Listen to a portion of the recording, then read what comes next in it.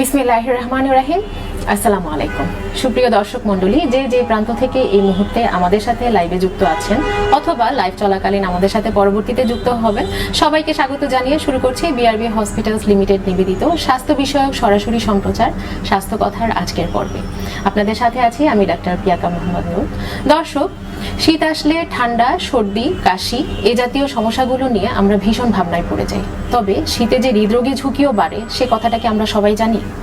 গবেষণায় দেখা গেছে শীতকালে স্ট্রোক এবং হার্ট অ্যাটাকের সম্ভাবনা বা মাত্রা শতকরা 20 থেকে 30 ভাগ বেড়ে যায়। সেই সাথে যারা ডায়াবেটিস, উচ্চ রক্তচাপ এবং উচ্চ কোলেস্টেরলের সমস্যায় ভুগছেন তাদের জন্য এই ঝুঁকি আরও বেশি।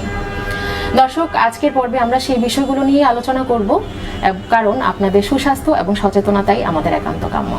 বরাবরের মতোই স্টুডিওতে আমাদের সাথে এই মুহূর্তে একজন বিশেষ অতিথি আছেন। আমাদের আজকের অতিথি বিশিষ্ট কার্ডিওলজি বিশেষজ্ঞ ডাক্তার ফারজানা জুলফিয়া খান ম্যাডাম, বিআরবি হসপিটালের কার্ডিওলজি বিভাগে কনসালটেন্ট হিসেবে নিয়মিত স্বাস্থ্য সেবা প্রদান করছেন। চলেন ম্যাডামের সাথে কথা বলি। আসসালামু আলাইকুম ম্যাডাম, কেমন আছেন আপনি? ম্যাডাম, আমাদের দর্শকদের পক্ষ থেকে সেই সাথে বিআরবি টিমের পক্ষ থেকে আপনাকে অনেক অনেক শুভেচ্ছা। তোমাদের ধন্যবাদ। দর্শক, আমরা আমাদের আজকের আলোচনার বিষয়বস্তু হৃদয়ের যত্ন শীতকালে, সেই সাথে হৃদরোগের প্রতিরোধ এবং তার ব্যাপারে সচেতনতা। আপনাদের যে কোনো জিজ্ঞাসা বা প্রশ্ন সরাসরি লাইভ চলাকালীন সময়ে কমেন্টের মাধ্যমে আমাদেরকে জিজ্ঞেস করতে পারেন। আমরা আমাদের বিশেষজ্ঞের মতামত আপনাদের কাছে পৌঁছে দেওয়ার চেষ্টা করব। ম্যাডাম, শীতকালে হৃদরোগের ঝুঁকি বাড়ে কেন? শীতকালে হৃদরোগের ঝুঁকি বাড়ে কারণ আমাদের শরীরে কিছু পরিবর্তন হয়। শীতকালে হরমোনাল পরিবর্তন হয়, আমাদের হার্টের উপর স্ট্রেইন বাড়ে, কেননা শীতকালে আমাদের বডি টেম্পারেচারটা মেনটেন করতে হয়, এই জন্য হার্টের চাপটা বেড়ে যায়। শীতকালে আমাদের বিভিন্ন হরমোনের জন্যে ভেসোকনস্ট্রিকশন হয়, এই কারণে প্রেশার বাড়ে, ব্লাড থিক হয়ে যায়, যার কারণে ক্লট হওয়ার সম্ভাবনা বেশি থাকে, এবং অ্যাথেরোস্ক্লেরোটিক চেঞ্জ যেটা আছে সেটার ইনফ্লামেশনটা বাড়ে বলে ওইটার প্ল্যাকগুলি আনস্টেবল হয়ে যায়, যার ফলে stroke, heart attack, heart failure হওয়ার সম্ভাবনাটা অনেক বেশি বেড়ে যায় শীতকালে। আচ্ছা ম্যাডাম, আমাদের হরমোনাল কি কি পরিবর্তন হয় শীতকালে? হরমোনাল কিছু পরিবর্তন হয় যেগুলোকে আমরা স্ট্রেস হরমোন বলে থাকি, যেমন অ্যাড্রিনালিন, নর অ্যাড্রিনালিন, কর্টিসল, এই হরমোনগুলি বেড়ে যায়। এটা বেড়ে যাওয়ার ফলে কি হয়, ভেসোকনস্ট্রিকশন হয়। ভেসোকনস্ট্রিকশন হয়, হার্টের স্ট্রেইন বাড়ে, যেটা আমি একটু আগেই বললাম। তারপরে ক্লট হওয়ার সম্ভাবনা বেড়ে যায় যেহেতু ব্লাডটা ঠিক হয়। এই হরমোনগুলো এই কাজগুলোকে ইনিশিয়েট করে, এবং কিছু কিছু হরমোন কিন্তু আবার কমে যায়। তার মধ্যে ইনসুলিন সিক্রেশনটা কমে যায়। তখন আমাদের কী হয়, ডায়াবেটিসের পেশেন্টদের ক্ষেত্রে ব্লাড সুগারটা বেড়ে যায়, ব্লাড সুগারটা মেনটেন হয় না, এবং মেলাটোনিন যেটা একটা হরমোন আছে সেটাও কমে যায়। তার ফলে আমরা কী হয়, আমরা বডি লেথার্জিক হয়ে যায়, আমাদের কাজ করার ইনঅ্যাক্টিভ হয়ে যায়, অ্যাক্টিভিটিটা কমে যায় আমাদের। আচ্ছা ম্যাডাম, আমাদের যাদের বলে যে হচ্ছে ডায়াবেটিস আছে, উচ্চ রক্তচাপ, সাথে উচ্চ কোলেস্টেরল, তাদের জন্য এই ঝুঁকিটা বেশি, হৃদরোগের ঝুঁকিটা কেন বেশি? তাদের জন্য ধরো যাদের প্রেশার বেশি আছে, তাদের তো নর্মালি প্রেশার বেশি আছে, আর আমরা কি জানি যে শীতকালে আমাদের ভেসোকনস্ট্রিকশন হয়, সেই ক্ষেত্রে প্রেশারটা আরও বেশি বেড়ে যায়। ডায়াবেটিক পেশেন্টদের ক্ষেত্রে ব্লাড সুগার তাদের এমনিতেই বেশি থাকে। অন দ্য ওয়েতে কী হয়, যখন আমাদের ইনসুলিনটা সিক্রেশন কম হয়, আমরা ইনঅ্যাক্টিভ লাইফ লিড করি, আমরা হয়তো বা একটু সুগারি খাবার বা একটু সল্টি খাবার বেশি খাচ্ছি, সেক্ষেত্রে তখন প্রেশার এবং ডায়াবেটিস দুটোই বেড়ে যায়। কোলেস্টেরলের ক্ষেত্রেও সেম, যাদের ডিসলিপিডেমিয়া আছে তারা দেখা যাচ্ছে যে এটা তো একটা ফেস্টিভ সিজন, উইন্টারটাকে আমরা সবাই জানি যে এটা একটা ফেস্টিভ সিজন, বিয়ে শাদী লেগেই থাকে, আমাদের বিয়ে শাদী প্রোগ্রাম লেগেই থাকে, এবং এসব আমরা ভাজা পোড়া, একটু পিঠা, একটু আচার দিয়ে খিচুড়ি, এইসব জিনিসগুলো বেশি খাই। সেই ক্ষেত্রে দেখা যায় যে এই 3 ধরনের পেশেন্টদেরই সবকিছুই বেশি হয়ে যায়, বেড়ে যায়। এই কারণে এদের একটু কেয়ারফুল থাকতে হবে। বাড়িতে অনেকেই ম্যাডাম এখন প্রেশার মাপেন, অনেকেই মাপেন, কিন্তু সেক্ষেত্রে আমি জানতে চাই যে যারা প্রেশার মাপেন ম্যাডাম, কখন প্রেশারটা মাপা উচিত, এবং ম্যাডাম সেক্ষেত্রে নোট ডাউন যদি কেউ করতে চায়, যে এটা লিখে রাখতে চায় ডক্টরকে দেখানোর আগে, ফলো আপের আগে, সেটা কিভাবে করা উচিত ম্যাডাম? বেসিক্যালি প্রেশার যদি কেউ বাড়িতে মাপে, এটা কিন্তু একটা খুবই ভালো কাজ, কারণ অনেক আনকনশিয়াস বা অনেকে জানেনি না যে প্রেশারটা আমাদের ফলো আপ করতে হবে। যদি প্রেশার মাপে তাহলে তো এটা খুব গুড জব, এবং এই ক্ষেত্রে আমরা প্রেফার করবো যে সকালে যাদের হাইপারটেনসিভ পেশেন্ট তাদের ক্ষেত্রে সকালে ওষুধ মেডিসিন খাওয়ার আগে এবং বিকালে এই 2 বেলার প্রেশারটা মাপলে বেটার হয়, এবং অবশ্যই প্রেশারটা যদি নোট ডাউন করে তাহলে তো আরও ভালো হয়, কারণ পরবর্তী চিকিৎসকের কাছে ফলো আপে যখন আসবে তখন যদি এই চার্টটা দেখাতে পারে, অন্ততপক্ষে 3 থেকে 7 দিনের চার্ট যদি দেখাতে পারে, তাহলে তার ড্রাগ অ্যাডজাস্টমেন্টে ডাক্তারদের জন্য অনেক সুবিধা হয় এবং পেশেন্টও বেনিফিটেড হয়। এখন বাজারে অনেক রকমের খাবার, সবজি ম্যাডাম, কিন্তু হার্টকে ভালো রাখার জন্য আমাদের কোন খাবারগুলো উপকারী, কোনগুলোর দিকে আমাদের নজর দেওয়া উচিত? হার্টকে ভালো রাখার জন্য বেসিক্যালি আমাদের বেশি বেশি সবজি খেতে হবে, তারপরে ফ্রুটস খেতে হবে। ফ্রুটসের মধ্যে যাদের প্রেশারের সাথে যদি কারো ডায়াবেটিস থাকে সেক্ষেত্রে মিষ্টি ফ্রুটটা একটু অ্যাভয়েড করে পেয়ারা, তারপরে অ্যাপেল, অরেঞ্জ এগুলো বেশি করে খাওয়ার এনকারেজ করতে হবে। আর কার্বোহাইড্রেটের মধ্যে আমরা ওই যে রেড যে রাইস আছে বা রেড আটা আছে, এই জিনিসটাকে আমরা এনকারেজ করি। আর ডিসকারেজ করবো হচ্ছে তাদের তেল, চর্বি, ভাজা, পোড়া, সুগারি ফুড, সল্টি ফুড, এই জিনিসগুলোকে আমরা ডিসকারেজ করবো। খাবারের ম্যাডাম লবণ এবং চিনি খুবই জরুরি উপাদান, কিন্তু এটা কনজাম্পশনের ক্ষেত্রে বা গ্রহণ করার ক্ষেত্রে কিরকম সতর্ক থাকা উচিত মানুষের? এটা যদি কারোর প্রেশার, ডায়াবেটিস থাকে সেক্ষেত্রে যত এক্সট্রা সল্ট না খাওয়াটাই বেটার, কিন্তু তারপরে দৈনিক আমরা খাবার দাবারের মধ্যে এক চামচের কম খাওয়ার চেষ্টা করব সব কিছু মিলিয়ে। এবং সুগারের ক্ষেত্রেও সকাল থেকে রাত পর্যন্ত 24 ঘন্টায় আমরা 5 থেকে 6 চামচ চা চামচের এর চেয়ে বেশি যাতে না আমাদের ইনটেক হয় সেটা চেষ্টা করব। এটা কিন্তু সব খাবারের মধ্যে মিলিয়ে বলছি আমি, শুধুমাত্র যে আলগা লবণ সেটা না, বা তার ভেজিটেবল, তার মানে সে সারাদিন যা খাচ্ছে সব কিছুর মধ্যেই 1 চামচের বেশি লবণ হওয়াটা তার জন্য ক্ষতিকারক হবে। ম্যাডাম আমরা জানি যে তেল মানে ভাজা পোড়া এই জাতীয় খাবারগুলো খাওয়া ভালো না, কিন্তু দেখা যায় বিকালে নাস্তায় আমাদের খাবারই এগুলো থাকে, সেক্ষেত্রে এগুলো খাওয়াটা কতটা মানে কমায় দিলেও সেটা কতটা লিমিটে রাখা উচিত, আর এগুলো কি ক্ষতি করে আমাদের? শীতকালে কিন্তু আমরা এই ভাজা পোড়া খাবারটা একটু বেশি বাড়িয়ে দিই, দেখা যাচ্ছে পাকোড়া, বিভিন্ন ধরনের খাবার আমরা বিকালে সন্ধ্যায় যে কোনো সময় খাই। তো এই জিনিসগুলোর মধ্যে কিন্তু ট্রান্স ফ্যাট এবং স্যাচুরেটেড ফ্যাট অনেক বেশি থাকে। তো এটা কি করবে, আমাদের ব্লাডে কোলেস্টেরলটা বাড়িয়ে দিবে এবং আমাদের যে প্ল্যাক ফর্মেশনটা, যেটা আমাদের পরবর্তীতে ব্লক করে হার্ট অ্যাটাক করে, সেই জিনিসটাকেও এনহ্যান্স করে। এই কারণে এই জিনিসগুলো আমাদের যতটা সম্ভব অ্যাভয়েড করা উচিত। এখানে শুধু তেল থাকে না, চর্বি থাকে না, এটার মধ্যে অনেক কার্বোহাইড্রেট থাকে, অনেক সময় সুগার থাকে, সল্ট থাকে অনেক বেশি।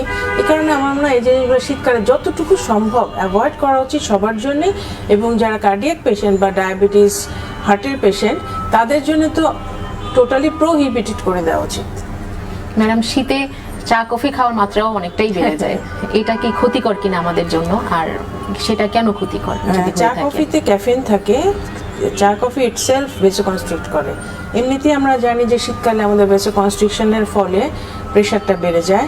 তো চা কফি যখন আমরা অতিরিক্ত পরিমাণে খাবো বা ধরো 1-2 কাপের চেয়ে বেশি খাবো, তখনই আমাদের আবার ভেসোকনস্ট্রিকশনের প্রেশারটা কিন্তু আরও বেশি বেড়ে যাবে। এবং চা কফিতে আরেকটা জিনিস থাকে, এটা আমাদের ডায়ুরেসিস করে, মানে ইউরিনের মাত্রাটা বাড়িয়ে দেয়। সেক্ষেত্রে আমাদের ডিহাইড্রেশন হতে পারে। এবং যেহেতু শীতকালে আমাদের পানির কনজাম্পশনটাও কিন্তু কমে যায়, আমাদের দেখা যায় থার্স্টটা কমে যায়, পানির পিপাসাটা কমে যায়। তো ওইদিকে যদি ডায়াবেটিস হচ্ছে, এইদিকে আবার পানির পিপাসা কমে যাচ্ছে, সব মিলে কিন্তু একটা ডিহাইড্রেশন স্টেট তৈরি করছে। এর ফলে আমাদের ব্লাডের থিকেনিংটা বেড়ে যাচ্ছে, ব্লাডটা থিক হয়ে যাচ্ছে এবং ক্লট হওয়ার সম্ভাবনাটা নর্মাল থেকে বেড়ে যাচ্ছে। এই কারণে আমি বলবো যে আরেকটা কাজ করা হচ্ছে, এই ক্যাফেইনগুলো আমাদের কিন্তু হার্টবিটও বাড়িয়ে দেয়, সেক্ষেত্রে অ্যারিথমিয়া হওয়ার চান্সও থাকে।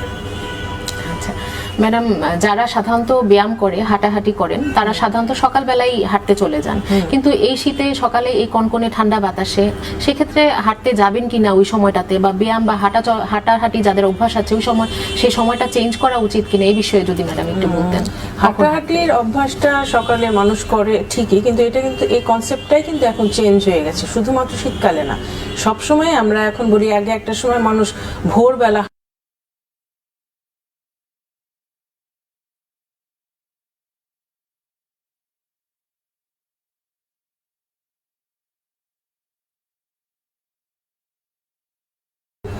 শীতকালে যদি আমরা ডে লাইটে হাঁটি, দিনের বেলা রোদের সময়, তখন আমাদের হার্ট অ্যাটাক, স্ট্রোক, এইসব হার্ট ফেলিওর হওয়ার সম্ভাবনাটাও কমবে। এক্ষেত্রে আরেকটা কাজ করা যায়, যারা এই বাইরে হাঁটতে যেতে চায় না দিনের বেলা, বা ভোরবেলা যাদের আমরা না করব যে হাঁটতে পারবেন না ভোরে, তারা কিন্তু রুমের মধ্যেই তারা ফ্রি হ্যান্ড এক্সারসাইজ করতে পারে।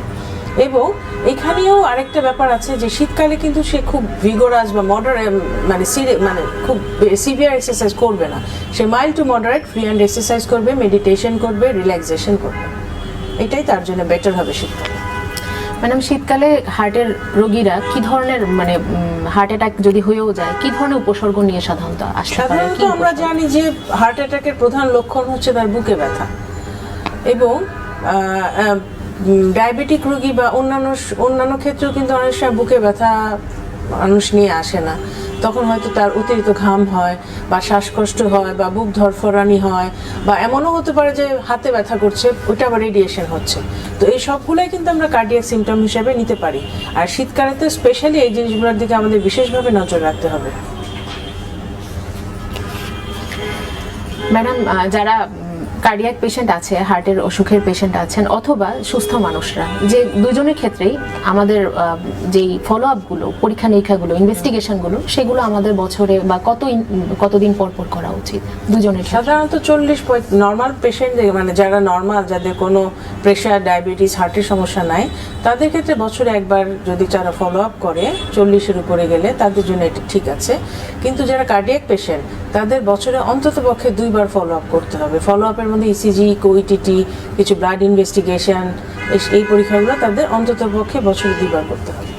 আচ্ছা, যার ম্যাডাম আমাদের এই ফলো আপে ইনভেস্টিগেশনে আলাদাভাবে কি কোনো কিছু ইনক্লুড করা উচিত কিনা, যে না সব সময় যেমন হচ্ছে হুট করে যারা থাকে যে ভালো লাগছে না বা খারাপ লাগছে সেক্ষেত্রে চলে যায় যে একটা ইসিজি করে আসি শুধু, এই ধরনের কিছু কি জরুরি কিনা? যে না, হ্যাঁ, ইসিজি শুধু করলে হবে না, ইসিজির সাথে একটা ইকো, বা যাদের হাঁটাচলা করলেই যদি বুকে ব্যথা হয় তাদের ক্ষেত্রে একটা ইটিটি, এবং একটু যদি এইজড পেশেন্ট হয় 40 পরে, তাদের আমরা একটু থাইরয়েড টেস্ট করতে পারি, একটু ব্লাড সুগার দেখতে পারি, একটু ব্লাড কোলেস্টেরল দেখতে পারি। এই পরীক্ষাগুলো আমার মনে হয় রুটিনলি যদি 6 মাস পর পর কেউ করে তাহলে সে অনেকখানি ভালো থাকতে পারবে। ম্যাডাম, আপনাকে অনেক অনেক ধন্যবাদ। আমাদের দর্শকদের উদ্দেশ্যে কিছু বলুন শীতে হার্টকে ভালো রাখার জন্য। শীতে হার্টকে ভালো রাখার জন্য প্রথম কাজ করতে হবে যেটা, যে অতিরিক্ত শীতটাকে অ্যাভয়েড করতে হবে। হঠাৎ করে শীতে এক্সপোজ হওয়া যাবে না, আমাদের মাল্টিপল লেয়ারে কাপড় পরতে হবে, যেটা আমাদের হেল্প করবে হচ্ছে বডি স্ট্যাটিক টেম্পারেচারটা মেনটেন করবে, আমাদের ব্লাড ভেসেলগুলোকে টাইটনিং হতে দিবে না। এই কারণে আমাদের মাল্টিপল লেয়ারে কাপড় পরতে হবে, সক্স পরতে হবে, মাথা এবং কান ঢাকতে হবে। আমাদের যাদের প্রেশার ডায়াবেটিস আছে তাদের regular pressure diabetes follow up করতে হবে, রেগুলার কিছু এক্সারসাইজ করতে হবে, খাওয়া দাওয়ার অভ্যাস চেঞ্জ করতে হবে, যাতে আমরা তেল, চর্বি, ভাজা পোড়া, অতিরিক্ত সল্টি, অতিরিক্ত সুগারি খাবারগুলো না খাই, সেই দিকে খেয়াল রাখতে হবে। যে কারো যদি কোনো ধরনের সিমটম হয়, সেটা শুধু বুকে ব্যথা না, যদি তার হঠাৎ করে খুব টায়ার্ড লাগছে, বা হঠাৎ করে তার বুক ধরফর করছে, বা শ্বাসকষ্ট হচ্ছে, বা অতিরিক্ত ঘাম হচ্ছে, এই ধরনের মানে এইসব সিমটমের দিকে আমাদের খেয়াল রাখতে হবে, রেগুলার ডাক্তারের কাছে ফলো আপ করতে হবে, এবং তার কোলেস্টেরল, প্রেশার এগুলো মেনটেন করে রাখতে হবে, ঠিকমতো মেডিকেশন খেতে হবে। ধন্যবাদ ম্যাডাম, অসংখ্য ধন্যবাদ আপনাকে। প্রিয় দর্শক, দেখতে দেখতে আমরা অনুষ্ঠানের একেবারেই শেষ প্রান্তে চলে এসেছি। সবশেষে আমি বলতে চাই, শীতকে উপভোগ করুন, অবহেলা নয়। কারণ হৃদয়ের যত্ন মানেই হচ্ছে জীবন রক্ষা, সেই সাথে সচেতনতা মানেই নিরাপত্তা। দর্শক, আবারও চলে আসবো আপনাদের মাঝে নতুন কোনো সমস্যা নিয়ে, নতুন কোনো বিষয়ে কথা বলতে। ততদিন পর্যন্ত আপনারা সবাই ভালো থাকুন, সুস্থ থাকুন, নিরাপদ থাকুন এবং আমাদের সাথেই থাকুন। ধন্যবাদ সবাইকে।